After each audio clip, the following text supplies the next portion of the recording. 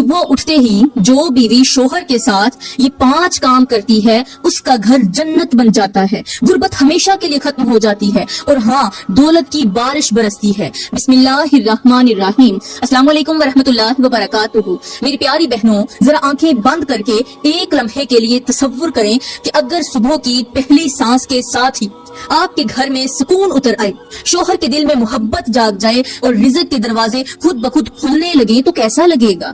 आज मैं आपको कोई ख्याली बात नहीं बताने वाली, बल्कि एक ऐसा हैरान कुन राज बताने जा रही हूँ जो हजारों घरों की तकदीर बदल चुका है। हकीकत यह है कि जो बीवी सुबह उठते ही शोहर के साथ 5 खास काम कर लेती है, उसका घर जमीन पर ही जन्नत का नक्शा बन जाता है। गुर्बत आहिस्ता आहिस्ता उस घर से रुखसत हो जाती है, तंगी के दिन खत्म होने लगते हैं और दौलत ऐसे बरसती है जैसे आसमान से रहमत की बारिश हो रही हो। मेरी प्यारी बहनों, ये वो अमाल हैं जो ना सिर्फ शोहर के दिल को जोड़ते हैं बल्कि नसीब के बंद दरवाजे भी खोल देते हैं। मगर अफसोस कि अक्सर औरतें इन लम्हों की कदर नहीं करती।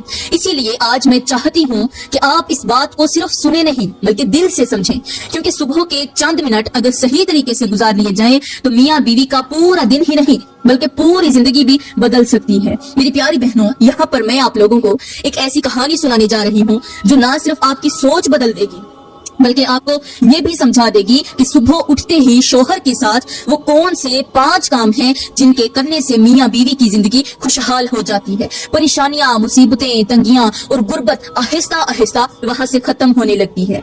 तो वो कहानी कुछ यूं है कि एक मर्तबा हजरत अली एक लंबे सफर के लिए अपने घर से रवाना हुए।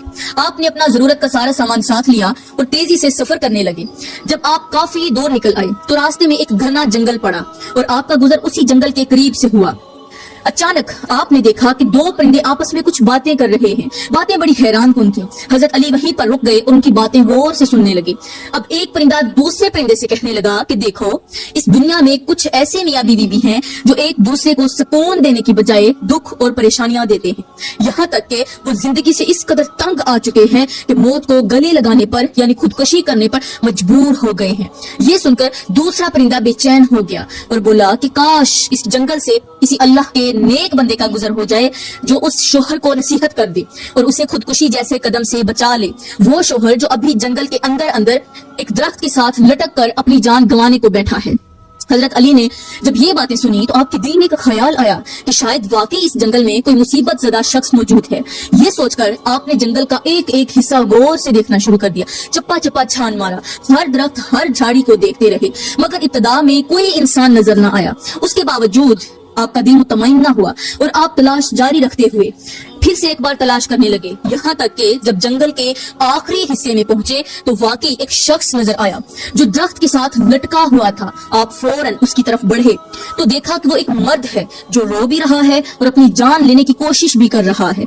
हजरत अली ने फौरन उसे मुखातिब करके कहा, ए अल्लाह के बंदे, आखिर तुझे क्या हो गया है और तू अपनी जान का दुश्मन क्यों बना हुआ है? उसने बेबसी से जवाब दिया कि मुझे छोड़ दो, मैं इस दुनिया से बहुत थक चुका हूँ और अब मैं मजीद जीना नहीं चाहता, अब मैं खुदकुशी करके ही रहूंगा। हजरत अली ने बड़ी ही नरमी से दोबारा कहा कि अपना दुख बयान करो, मुमकिन है अल्लाह ने मुझे तुम्हारे लिए कोई वसीला बनाकर भेजा हो, कोई जरिया बनाकर भेजा हो। फिर आपने उसके कंधे पर हाथ रखा, उसे सहारा देकर एक बार जमीन पर बिठाया और अपने सामान में से एक पानी की बोतल निकाल कर दिया कि ये पियो और अपने दिल को जरा ठंडा करो, गुस्से की आग को खत्म कर दो, पानी पियो, तुम्हारा गुस्सा कम हो जाए। जब उस शख्स ने पानी पिया तो उसके दिल को कुछ सुकून मिला और फिर उसने आहिस्ता आहिस्ता अपनी कहानी सुनानी शुरू कर दी। उस शख्स ने आह भरते हुए कहा, ए अल्लाह के बंदे, मैं ना तुझे जानता हूँ और ना ही तो तू मुझे जानता है, मगर मेरी जिंदगी की बस कहानी सुन ले, एक बार मेरी कहानी सुन ले। वो कहानी कुछ यूं है कि एक वक्त था जब लोग मुझे बादशाहों का बादशाह कहा करते थे, यानी मेरे पास इतनी दौलत थी कि अगर मेरी आने वाली 13-14 नस्लें भी बैठ कर खाती तो वो आराम से खा सकती थी। वो दौलत कभी खत्म ना होती। अगर मेरी 14 नस्लें भी खाती तो कभी वो दौलत खत्म ना होती। इतनी दौलत थी। हुस्न में भी मैं किसी से कम ना था। मैं एक खूबसूरत और वजीह शहजादा था। औरत हो या मर्द, मर्द तो मर्द, عورتیں تو عورتیں، مرد بھی اگر مجھے ایک بار دیکھ لیتے تو وہ دوبارہ دیکھنے پر، پلٹ کر دیکھنے پر مجبور ہو جاتے. تعریف کیے بغیر کوئی آگے نہیں بڑھتا تھا. میں دولت مند بھی تھا، میں حسین بھی تھا، اور میری قسمت کا ستارہ بھی عروج پر چمک رہا تھا. مگر سچ ہے کہ ہر انسان کی زندگی میں ایک ایسا موڑ ضرور آتا ہے جہاں سے اس کا سب کچھ بدل جاتا ہے. میری زندگی میں بھی وہ موڑ آیا اور ایک لمحے میں خوش نصیبی بدقسمتی میں بدل گئی. میرے زوال کی ابتدا اس دن ہوئی جب مجھے ایک لڑکی سے عشق ہو گیا. وہ مجھے حد سے زیادہ خوبصورت، معصوم اور پیاری لگتی تھی. ادھر میں بھی جوانی اور حسن کے نشے میں تھا. دونوں طرف خوبصورتی تھی. دونوں گھر والوں نے بھی جلدی سے رضامندی دے دی اور میری شادی اس لڑکی سے ہو گئی. مگر اے اللہ کے بندے، شادی کے بعد مجھے ایسے لگا جیسے میری قسمت نے مجھ سے منہ موڑ لیا ہو. اچھی قسمت نے میرا ساتھ چھوڑ دیا اور بدبختی میرا نصیب بن گئی. میں سالوں میں نہیں، میں مہینوں میں بھی نہیں، میں ہفتوں میں بھی نہیں، بلکہ دنوں کے اندر اندر امیر سے غریب اور غریب سے غریب تر ہوتا چلا گیا. اس شخص نے روتے ہوئے کہا، اے اللہ کے بندے، جب سے میں نے اس عورت کے ساتھ شادی کی ہے میں نے ایک دن بھی سکون کی سانس نہیں لی. آج اس شادی کو صرف 2 سال ہوئے ہیں اور میرا حال یہ ہے کہ میں اس قدر غریب اور اس قدر ٹوٹ چکا ہوں کہ اپنی جان ختم کرنے پر مجبور ہو گیا ہوں. اب میں مزید زندہ نہیں رہنا چاہتا. مجھے زندگی نہیں جینی کیونکہ میں اس دنیا سے تنگ آ چکا ہوں. میری بیوی مجھ سے بیزار ہے اور میں اپنی بیوی سے نفرت کرنے لگا ہوں. مجھے آج تک سمجھ نہیں آئی کہ میرا گھر اچانک غربت کی دلدل میں کیوں دھنس گیا. آخر میں نے ایسا کون سا گناہ کیا تھا؟ کیا میں نے شادی کر کے گناہ کیا؟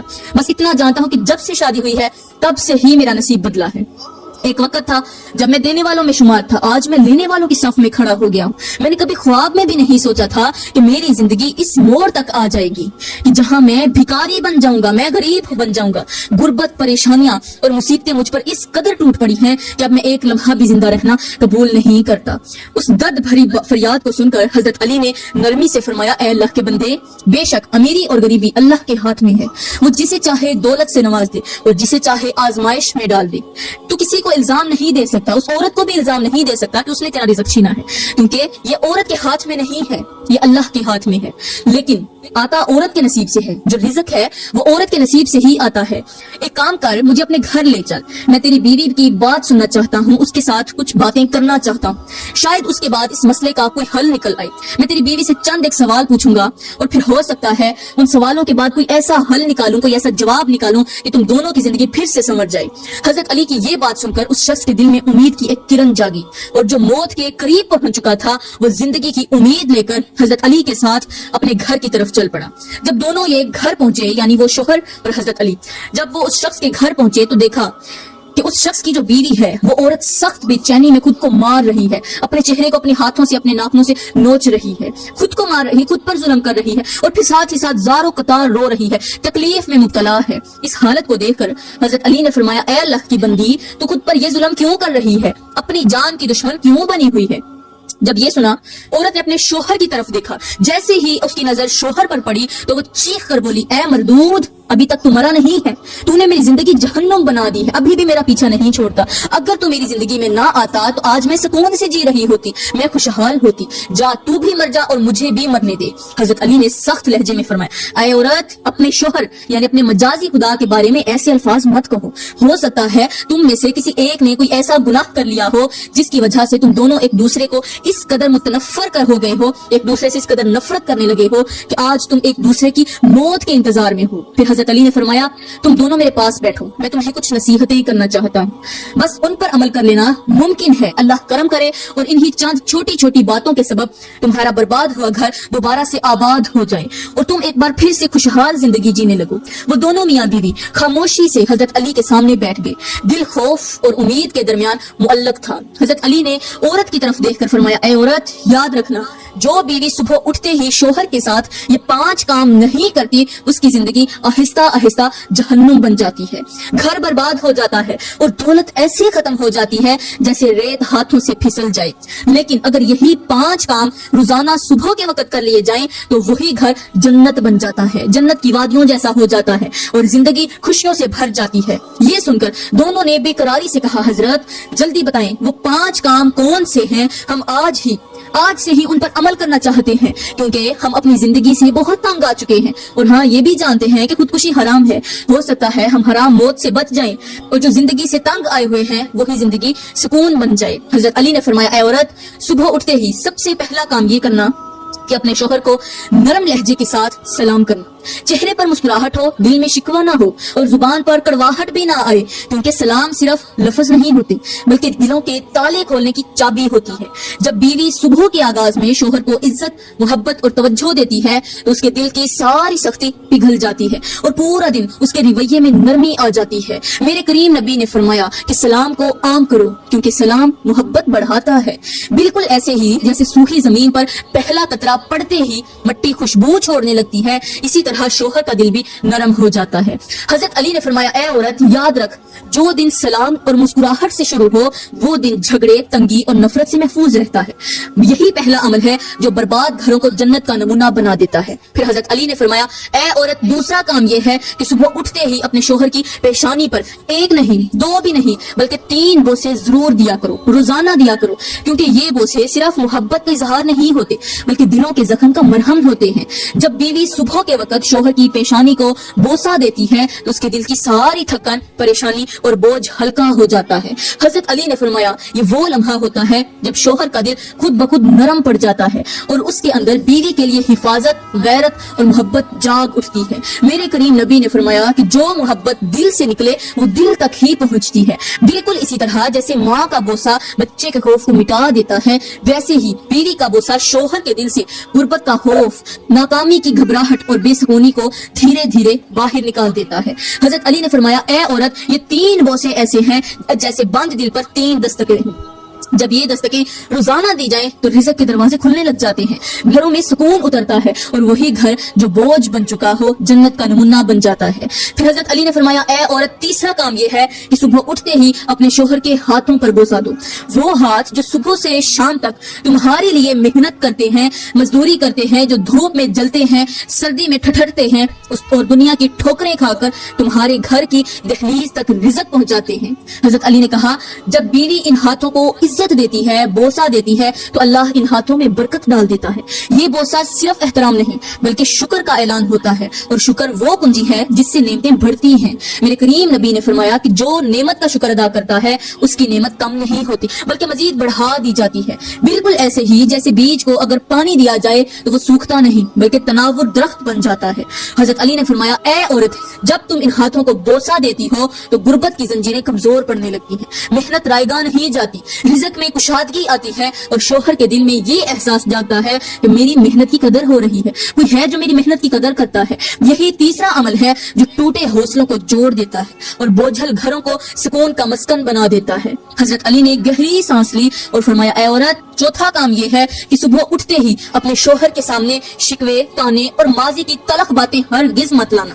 جو پیچھے گزر گیا وہ گزر گیا، جو ہونا تھا سو ہو گیا، وہی باتیں دوبارہ اپنے شوہر کے سامنے نہیں کرنی بلکہ نرمی سے اس کی بات سننا اور خاموشی کے ساتھ اس کے دل کا بوجھ ہلکا کرنا۔ حضرت علی نے فرمایا، ہمارے معاشرے کی جو تلخ حقیقت ہے وہ یہی ہے کہ زیادہ تر گھروں میں دن کا آغاز ہی شکایتوں سے ہوتا ہے، کبھی کمائی کم ہونے کا تانا، کبھی دوسروں سے موازنہ، کبھی فلاں کے پاس یہ ہے اور ہمارے پاس وہ نہیں۔ یہی باتیں آہستہ آہستہ مرد کے دل کو توڑ دیتی ہیں، وہ باہر کی دنیا سے تھکا ہارا لوٹتا ہے اور گھر آ کر بھی اسے سکون نہیں ملتا۔ حضرت علی نے کہا، جب بیوی صبح کے وقت شوہر کو ذہنی سکون دے دے تو وہ مرد پوری دنیا سے لڑنے کے قابل ہو جاتا ہے، مگر جب صبح ہی اس پر لفظوں کے وار شروع ہو جائیں تو وہ اندر سے ٹوٹ جاتا ہے۔ ہمارے معاشرے میں یہی وجہ ہے کہ مرد ہنستے ہوئے نظر آتے ہیں مگر اندر ہی اندر بکھر چکے ہوتے ہیں۔ حضرت علی نے فرمایا، اے عورت یاد رکھ، خاموشی کبھی کبھی سب سے بڑی محبت ہوتی ہے۔ نرم لہجہ وہ مرہم ہے جو زخم دکھائے بغیر بھر دیتا ہے۔ جب بیوی صبح کے آغاز میں شوہر کو ذہنی سکون دیتی ہے تو گھر سے بے برکتی، نفرتیں اور لڑائیاں آہستہ آہستہ رخصت ہونے لگتی ہیں، اور یہی چوتھا عمل ہے جو بگڑتے رشتوں کو سنبھال لیتا ہے اور گھر کو تباہی سے بچا لیتا ہے۔ حضرت علی نے فرمایا، اے عورت پانچواں اور سب سے نازک کام یہ ہے کہ صبح اٹھتے ہی اپنے شوہر کے لیے دل میں احترام رکھو اور زبان سے بد دعا، بدگمانی اور مایوسی کے الفاظ ہرگز مت نکالو بلکہ اس کے مستقبل کے لیے اچھا سوچو اور اچھا ہی بولو۔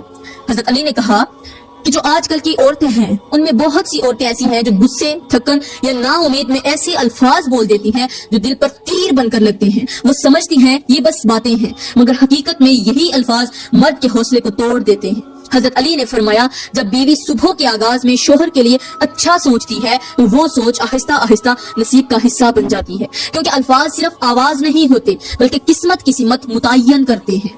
بالکل ایسے ہی جیسے بیج جیسا بویا جائے ویسا ہی اگتا ہے، جیسا بو گے ویسا کاٹو گے۔ حضرت علی نے کہا اے عورت، اگر تم روزانہ صبح کے وقت اٹھتے ہی شوہر کو امید، اعتماد اور عزت کے چند لفظ دے دو تو وہ مرد تمہارے لیے پہاڑوں سے بھی زیادہ رزق اٹھائے گا، زیادہ رزق اٹھا کر لائے گا، اور یہی پانچواں عمل ہے جو غربت کی جڑیں کاٹ دیتا ہے، پریشانیوں کے دروازے بند کر دیتا ہے اور اس گھر کو حقیقی معنوں میں جنت بنا دیتا ہے۔ حضرت علی یہ نصیحتیں کر کے دوبارہ اپنے سفر پر روانہ ہو گئے، مگر پیچھے وہ الفاظ چھوڑ گئے جو تقدیر بدلنے والے تھے۔ بس وہی دن تھا جب ان دونوں میاں بیوی کی زندگی نے نیا رخ لیا۔ بیوی نے حضرت علی کی ہر بات کو دل میں بٹھا لیا، ان پانچوں کاموں کو اپنا روز کا معمول بنا لیا۔ صبح کا آغاز محبت، احترام اور نرمی سے ہونے لگا تو شوہر کے دل کا بوجھ ہلکا ہونے لگا، گھر کی فضا بدلنے لگی۔ وہی گھر جہاں سناٹا اور تلخی بسی ہوئی تھی، وہی شوہر جو آج مرنے کو تیار تھا، مطلب خودکشی کرنے کو تیار تھا، وہ آج بیوی کے قدموں میں بیٹھ کر سکون محسوس کر رہا تھا۔